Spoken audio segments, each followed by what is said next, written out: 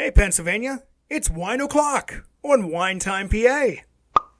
Join Rob, Holly, and Steve as they explore their home state of Pennsylvania and all the wonderful wineries it has to offer. Each month, they take a journey tasting the wines of PA. If you're able, pour a glass of your favorite wine and join us now for Wine Time.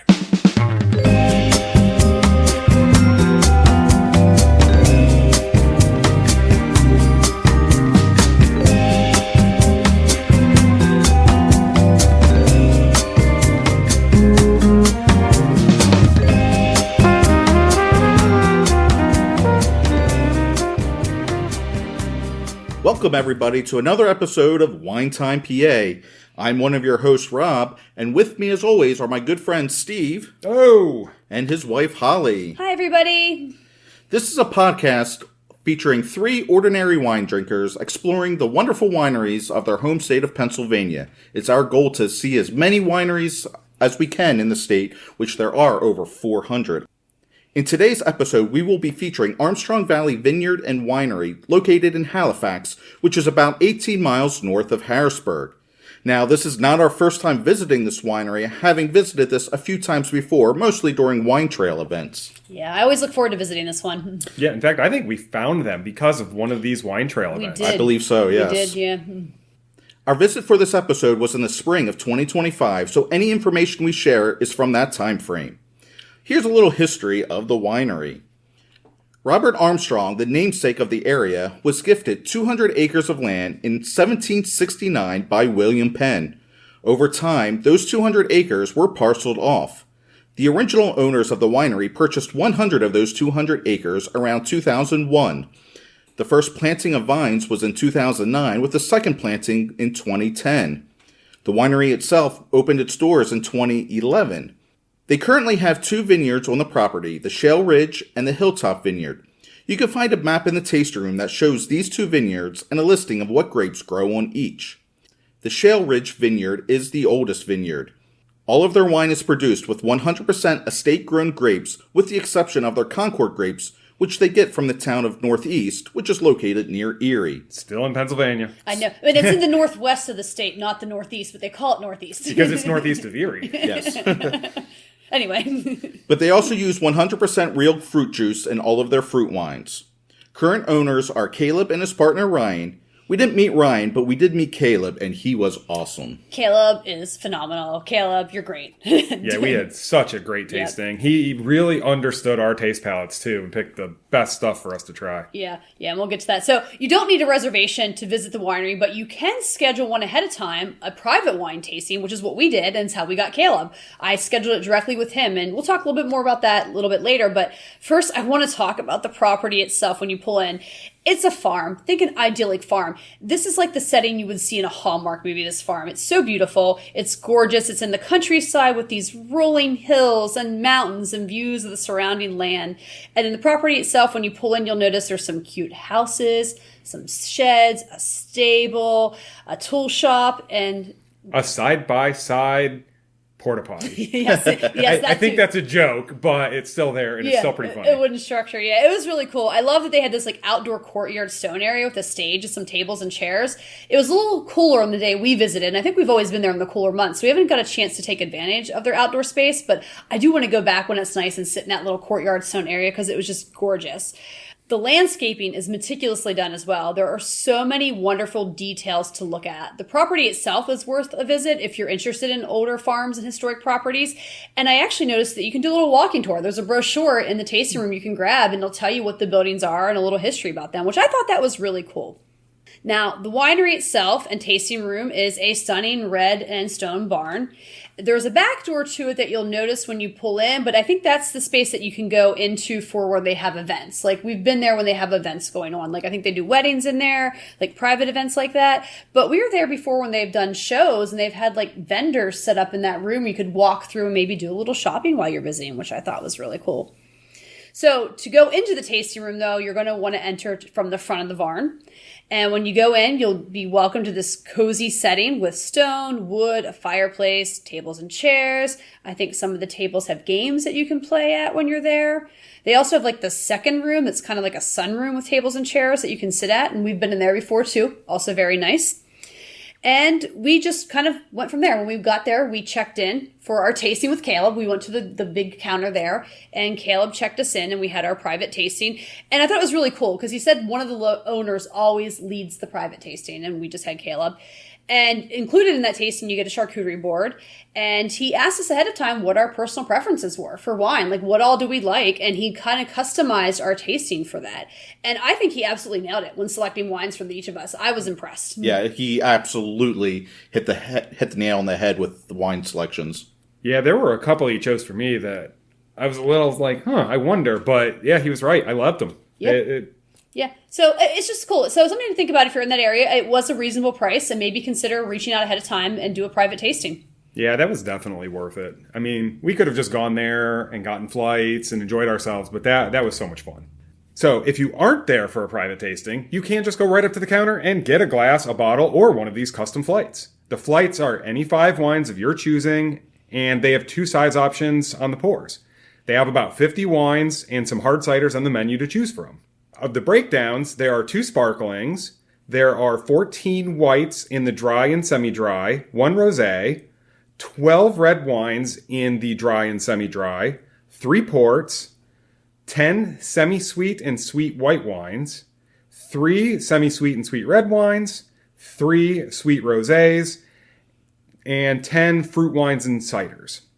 One thing Caleb emphasized during our tasting was balance.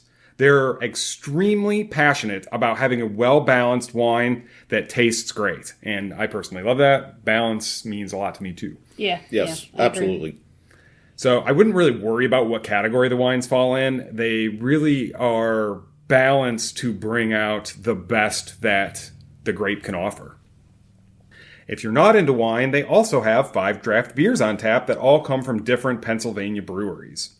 They also had a cooler, but unfortunately, none of us can remember what was in it. So I'm sure they probably had sodas and water and miscellaneous non-alcoholic drinks, probably. Yeah, there might have been a few things in there. I know there was some of their chilled wine in there, but yeah, I couldn't remember it all. Yeah, that's a shame, but they do have a few other things, needless to say. Yeah. For food, they do have that charcuterie board that you get with a private tasting. They also have a hummus board, and they have select cheeses, as well as some snacks like pretzels. Mm-hmm. And I think you can just buy the charcuterie board. You don't need to have a private tasting to get it. Yeah, correct. And we've gotten that before, I think. Yeah. They also have popcorn. Yes. That's right. Yeah. Which I personally love with wine. It's a nice palate cleanser. That was free with the tasting. Yes. I thought that was a nice touch. Mm-hmm. You can also bring outside food, and I believe there are a couple of nearby places where you can order from, like a pizza place, which I love with wine, so fits me perfect. We've also been there when they had events that, like Holly mentioned earlier, there was a Christmas market, there was a spring fling, they have some vendors selling food, and they even have food trucks occasionally. So it really depends on when you're going to be there. Check their online social media calendars and stuff just to get up to speed on what they're doing and if you want to partake. Yeah, it's really a lovely winery and one worth recommending to check out. So enough of the history and the backstory there. Let's get to the good stuff and talk about the wonderful wines we tried. In this part, we're going to take turns talking about 3 wines that stood out to us during our tasting that we will recommend for you. These are based on our own personal preferences. We are not being paid or endorsed for our recommendations, but it's just something we want to give to you, our listeners, some suggestions if you visit this winery. I'll kick us off today with my number 3 pick, and it's a little bit of an odd pick for me this time around, though it is a dry red, which I tend to favor, but it was their Chambourcin. Yeah, you don't tend to gravitate towards those too often. No, I don't, and in fact, I remember telling Caleb that Chambourcins are usually hit or miss for me, and this was a grand slam. This was, again, a dry red, if you're not familiar with the Chambourcin, and it's just really, it was amazing wine. It had some nice berry flavors, maybe like some raspberries, maybe blackberries, maybe even some cherry or a strawberry in there as well. I noted that there was some smokiness in the aromas, which I kind of love in those dry reds, that smoky smell. It had some nice mild tannins in the finish, so it was really kind of just a silky smooth. I had a little bit of that sweetness with the tannins at the finish, and as Steve mentioned, just that balance between all the flavors and stuff. And this was a Chambourcin that I would highly recommend checking out, and it's my number 3 pick. Yeah, I used to love Chamberson, and it's fallen a little off on my go-to list, but I have to say this was a great Chamberson. It was incredibly smooth, as Rob said. It had all the distinct flavors you want out of a Chamberson with that red fruit and a little bit of like pepper in the finish, but like every transition between the different palates, it was just perfect. It was smooth and balanced. It was just really nice. Yeah, it was a pretty good wine. But I'm going to go with my number 3 pick. I'm, going to go Holly here with her whites, and it's a Pinot Grigio. Yeah. Breaking news, everybody. Holly picked a Pinot Grigio. Pinot Grigio. What is that, your 15th one in 13 episodes? Hey, you love what you love, you know? No, you love what you love, but you know what? I had to go with it because it's one of my go-tos when I go there. It has, honestly, a really nice acidity, and I think for Pinot Grigio, it actually is a little bit lower of acidity than what I normally go to, and I think even you guys didn't mind it so much because of that. And I think I put a lot of tropical notes in my glass, and I love tropical fruits. I got them in there, but there was also some citrus and stuff in there, and it was just really well balanced, like everything else they have there, and it was really refreshing, and it just, again, it never lets me down. Yeah, I did note that it could use a little bit more acidity, which is shocking coming from me because I think I am starting to come around to the acidity, but it was a pleasant Pinot. Even I could drink a glass or two of that.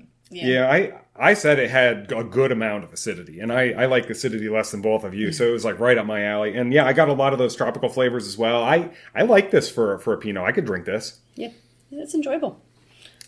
All right, so for my 3rd pick, I'm going to go with the Pensecco. Ooh, I like that one too. Yeah, this is actually one that we only recently even tried. I'm not really sure why, probably because they have like 50 to choose from, and it takes a little while to get through them. I think it's a newer one, actually. Well, that would explain it. Yeah. But this is a sparkling blend of Treminette and Vidal Blanc. And I've been coming around on Treminette a lot more lately. And it has a lot of those really distinctive Treminette flavors that make it an obvious wine or grape that's in the wine. And it just had this really nice floral in a way that I just really appreciated.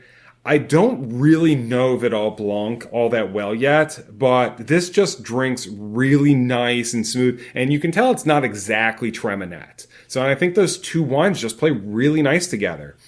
This is a bit on the sweeter side, but I actually think that plays really nicely with the carbonation and the little bit of bitterness that you get from the effervescence, and it's really nice to drink.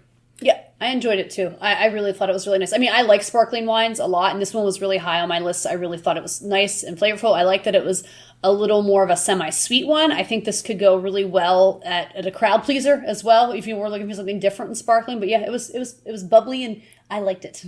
Yeah, and the Vidal Blanc, while you can see it on its own, tends to be a wine that mixes with other whites. It's kind of like a base wine. It kind of fills in some gaps maybe of some other wines. But yeah, it was a pleasant, even for a sparkling. I'm not a big sparkling fan, but it wasn't, the sparklingness wasn't overwhelming, and so it was pretty nice. It wasn't, and I think the fact that it was a little sweeter helps. Yes. In fact, like Holly said, I actually think this would be a good replacement for your like traditional champagne if you're a celebration, because I don't always like a real dry Chardonnay that's sparkling. Right. And I think other people aren't, and people you love it or hate it. And I think this would be a good one to have for people that don't like the Chardonnay variety. Yeah, good point. Yeah, good point.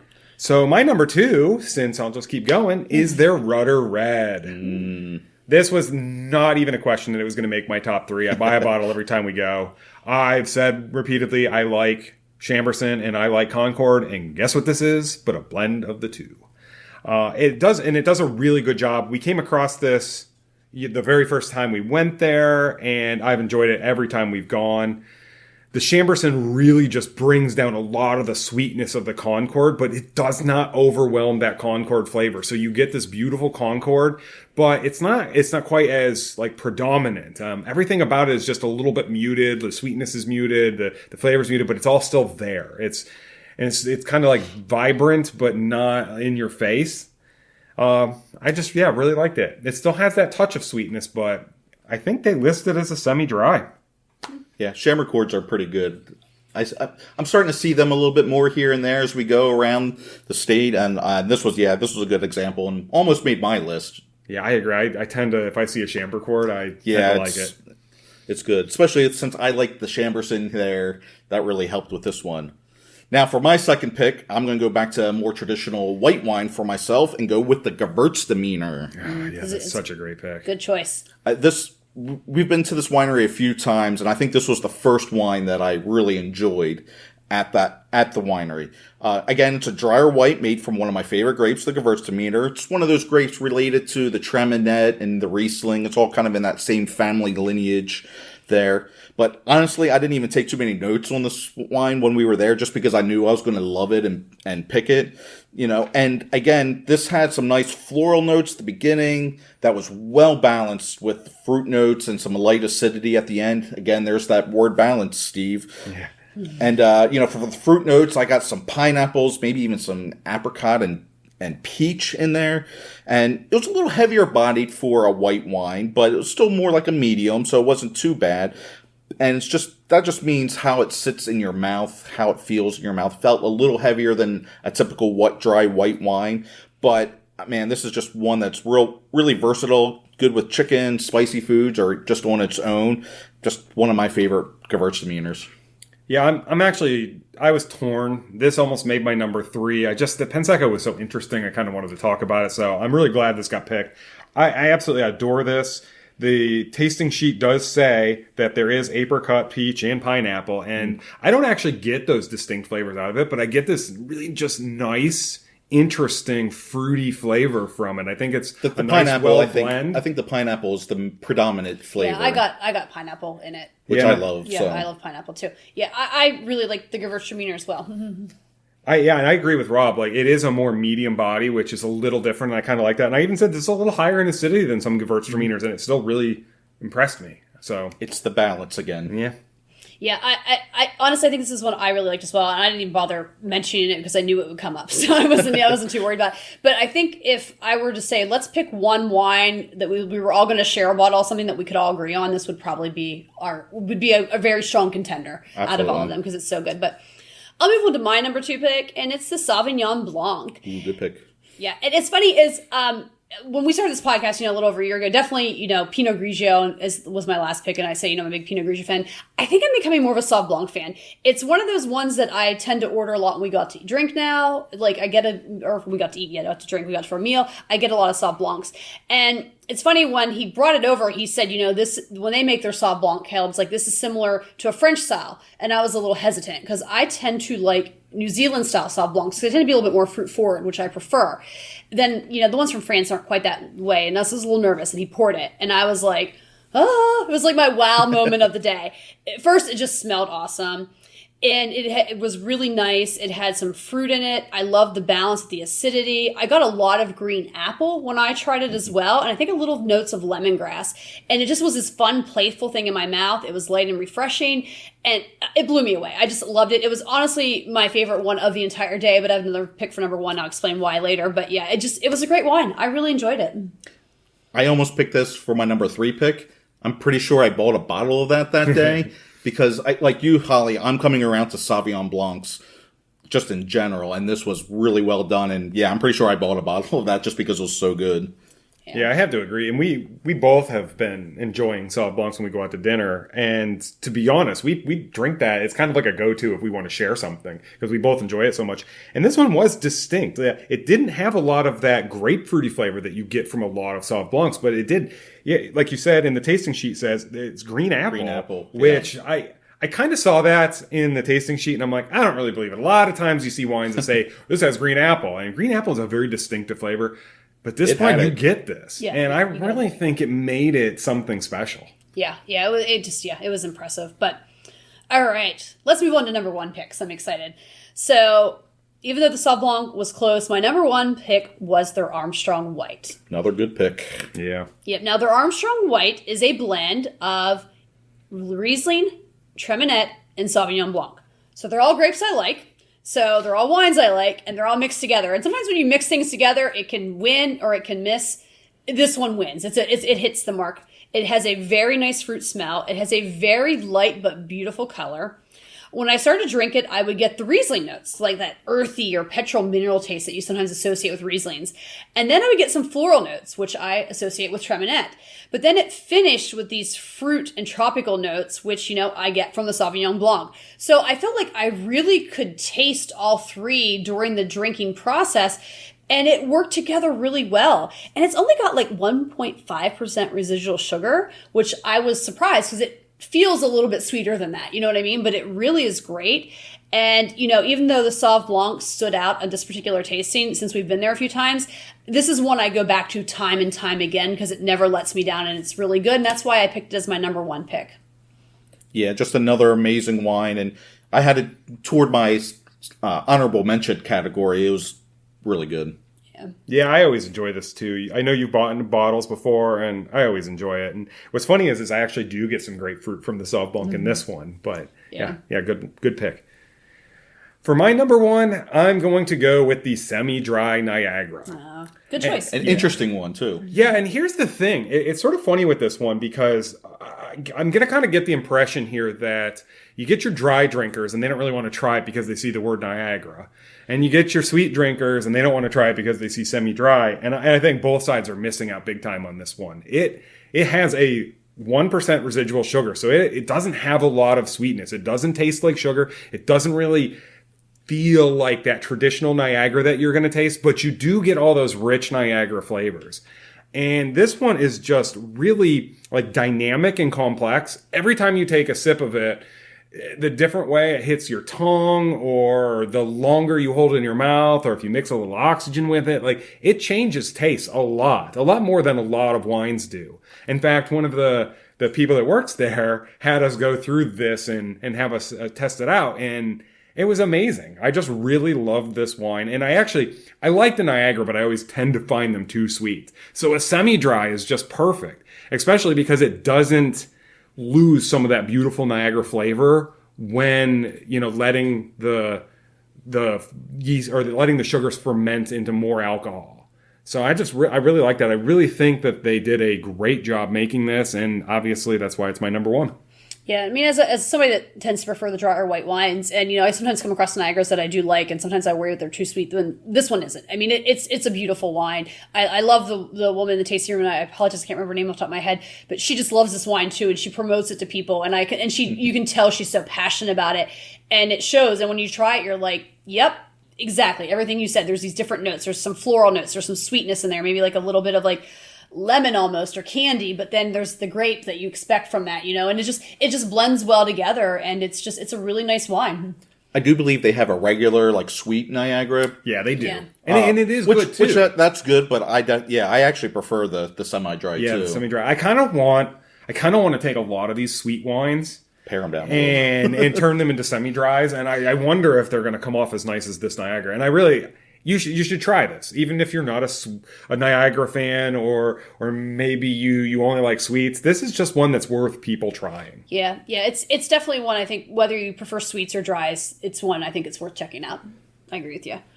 All right, I think we're time to the last pick here. Yeah, I already know what you're picking, Rob. What are we going with? I have a feeling I know what it is. It's the Petite Syrah. Ding, ding, ding. Yeah, so I got to tell a quick little story. The first time I had the Petite Syrah, I believe we were there on a wine trail event. The very first wine trail that took us there. Yes, and we did our tastings, but then we just decided to stick around, grab a flight of just to try some more of their wines. Yeah, they do have 50. Yes. So we got some flights and we were sharing, and I got the Petite Syrah in there.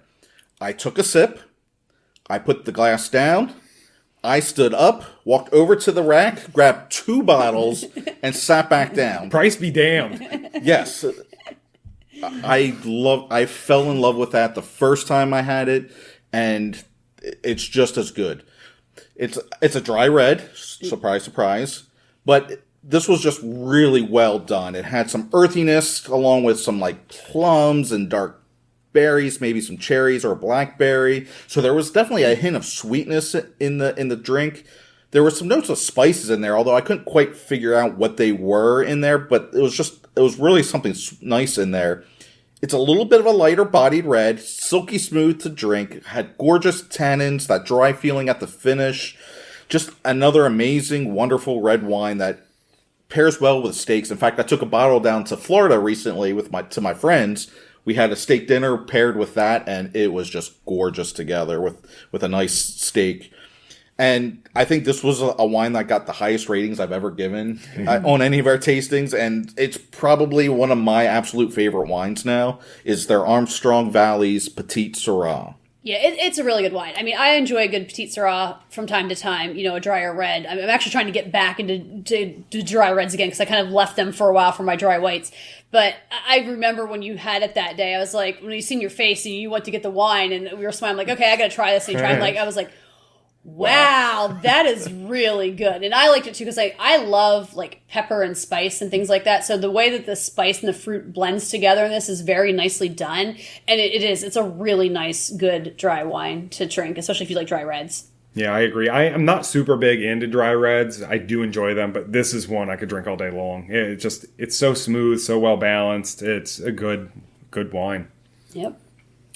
All right. Well, those are our 3 picks. I think it's time maybe to shout out some honorable mentions. I'll just shout out the Petit Verdot, another dry red. In fact, a lot of their dry reds are really well done and worth checking out, especially if you're like me and like the dry reds. The Petit Verdot. Yep. Steve? I'm going to go with their Hilltop Field Blend. And I often say that I love a good red blend, and this is a good red blend. This is that good red blend, in fact. It's a blend of 4 grapes, the Cab Sauv, Cab Franc, Merlot, and Petite Syrah, and they just all play very nicely together. And actually, this is one that Caleb picked for me, and he was spot on. Yeah.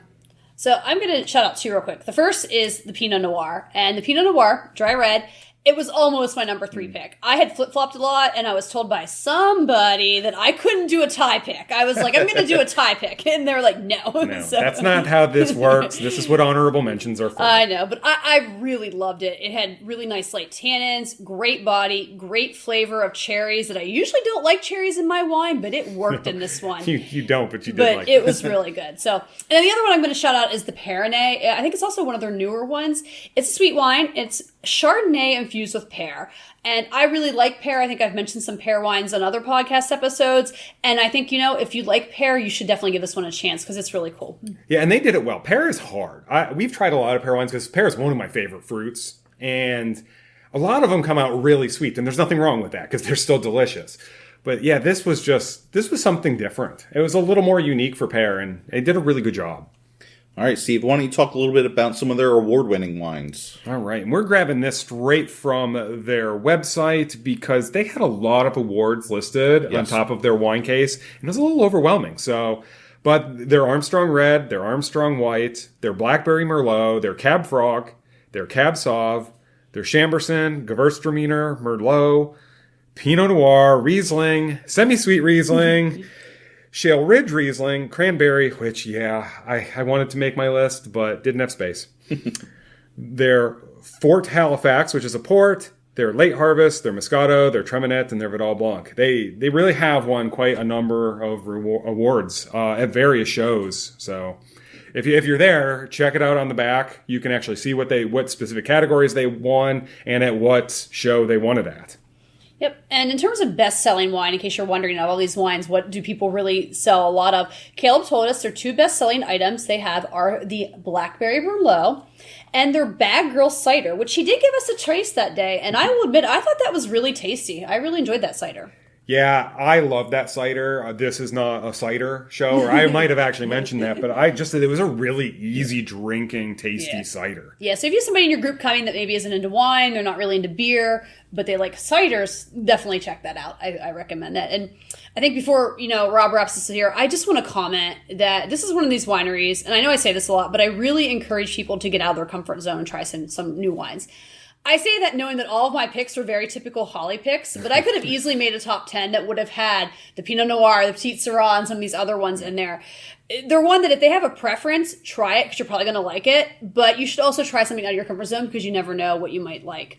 And they're also a winery that I recommend if you're in the area and you're new to Pennsylvania wines and you just want to see what can be done in the state of Pennsylvania. What can be done with wines that are 100% grown in Pennsylvania, 100% produced in Pennsylvania.